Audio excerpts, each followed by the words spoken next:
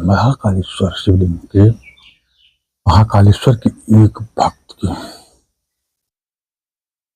बड़ा ही दिव्य चरित्र, बड़ा ही सुंदर चरित्र। देखिए, हम तो आपसे विनती करेंगे कि कथा जो है भगवान को अति प्रिय है। नवधा भक्ति में भगवान कहा है जो कथा प्रसंग को कीर्तनम स्मृतम कीर्तनम, तो कथा प्रसंग भी एक भक्ति है। इसको बारंबार सुनना चाहिए, सुनना भी चाहिए और सुनाना भी चाहिए। यही हमारा कर्तव्य है, यही हमारा धर्म है, यही हमारा कर्म है।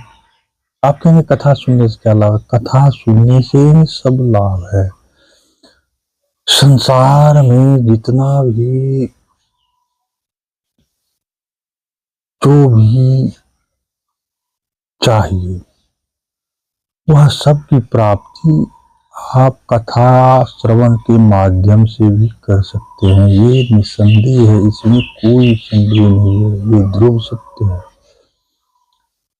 भगवत कथा श्रवण करने से आप अनुभव कीजिए, बारंबार सुनते रहिए, देखिए इसका कितना सुंदर परिणाम होता है। ध्यान देंगे कथा श्रवण का पर तब पता चलेगा। इसमें तो अर्थ धर्म काम मोक्ष चारों पुरुषार्थ की सहज प्राप्ति है, इसमें कोई संदेह नहीं है। चारों पुरुषार्थ की प्राप्ति के लिए हमें कथा तो अवश्य श्रवण करना चाहिए। नहीं कि आप कथा श्रवण करेंगे तो आपका अर्थोपार्जन नहीं होगा, भरपूर होगा। असाध साधनाथ पूत होगी, असाध साधन की आपको पूर्ति होगी। ये नहीं है कि कथा श्रवण आप करेंगे तो आपका दुश्मन परास्त नहीं होगा। बड़ा से बड़ा खूंखार से खूंखार दुर्दान से दुर्दान शत्रु भी आपका परास्त होगा और आपका कोई बाल बाका नहीं कर सकता है। ये मैं सत्य निष्ठा पूर्वक मैं कह रहा हूं, इसमें कोई संदेह नहीं है। कथा श्रवण की महिमा, कथा श्रवण का लाभ, ये तो बहुत बड़ा विषय है। श्रीमद् भागवत में दिया गया, हर जगह दिया गया, इस कथा के श्रवण से ये लाभ है, इस कथा के श्रवण से ये लाभ है। तो आज हम जिस कथा का श्रवण आपके साथ कर रहे हैं वह है महाकालेश्वर की एक भक्त राजा चंद्रसेन का कथा। वैसे तो ये कथा बड़ा दिव्य है और बहुत ही रहस्यमयी कथा है। बहुत समय भी कम लगेगा, लेकिन इसमें बहुत सी बातों का रहस्य उद्घाटन होगा। आप ध्यान से इसको आराम से हर हर महादेव करके नमः शिवाय करते हुए कथा का श्रवण करें, बारंबार करें और इसको शेयर भी करें, लाइक भी करें, सब्सक्राइब भी करें और कथा की अनुभूति के लिए आप अपना कमेंट जरूर करें। तो चलिए शुरू करते हैं आज का कथा। श्री महाकालेश्वर के उज्जैन नगरी में एक चंद्रसेन नाम के राजा रहते थे। महान शिव भक्त राजा थे। महाकालेश्वर के प्रति उनका आगाध प्रेम था, अगाध भक्ति थी। बराबर महाकालेश्वर की सेवा पूजा में वो लगे रहते थे।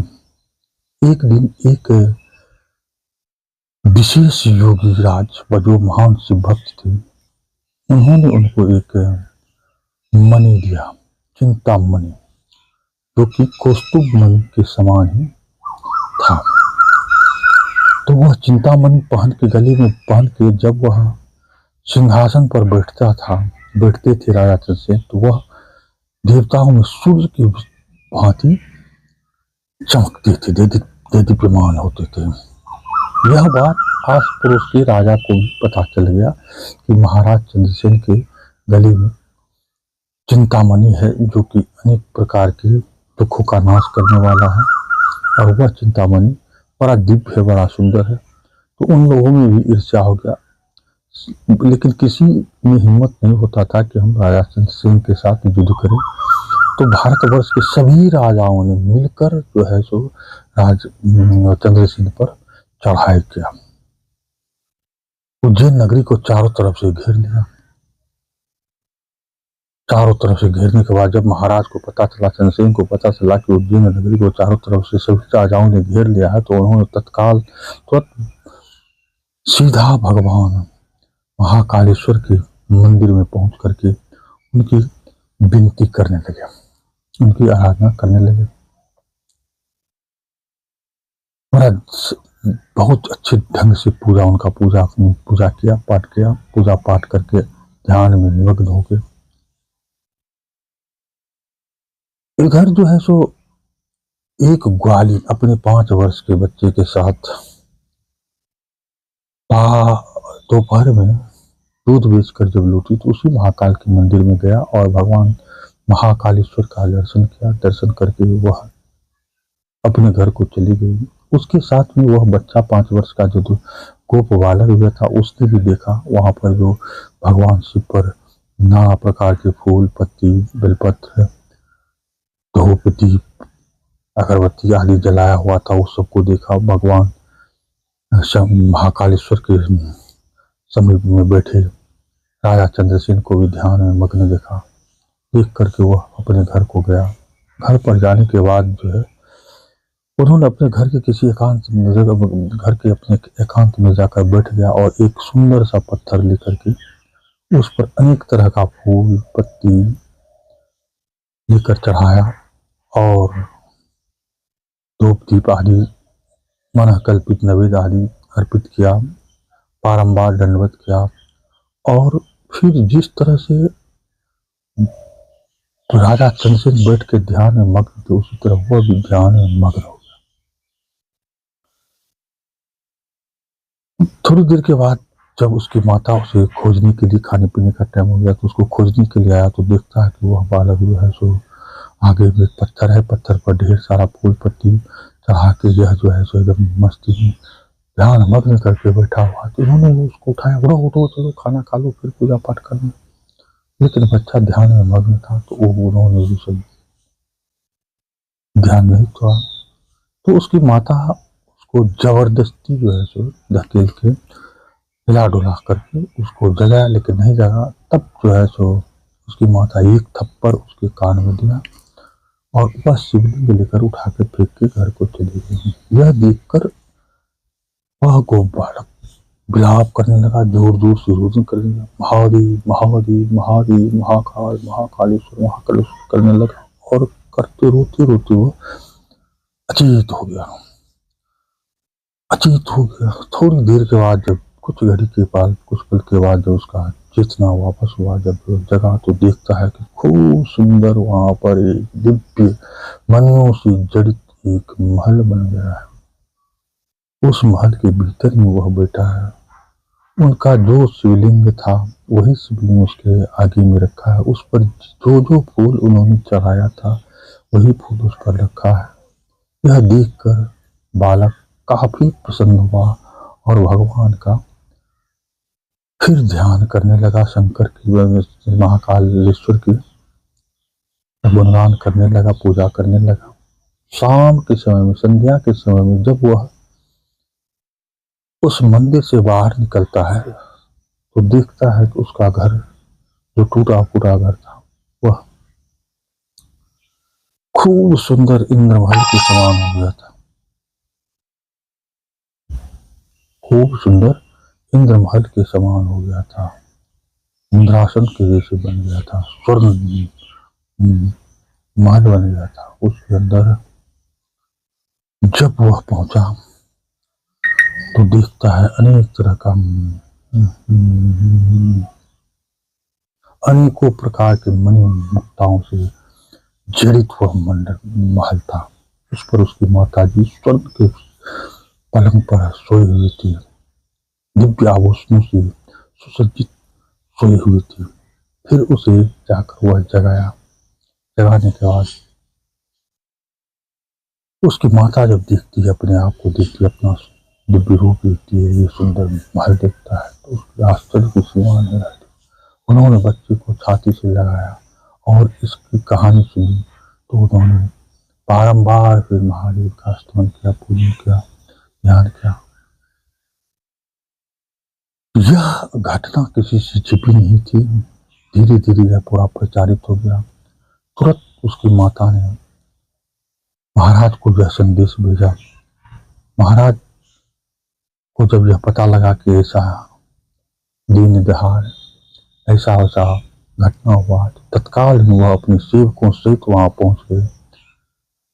उस घर में जाकर श्रीकर को गले से लगाया और छाती से लगाया और उसे दिव्य सिंहासन पर बैठा करके महादेव का हम गुणगान करने लगे। सभी वहां के सभी अड़ोसी पड़ोसी ग्रामीण भी वहां एकत्रित होने लगे और महादेव का गुणगान करने लगे।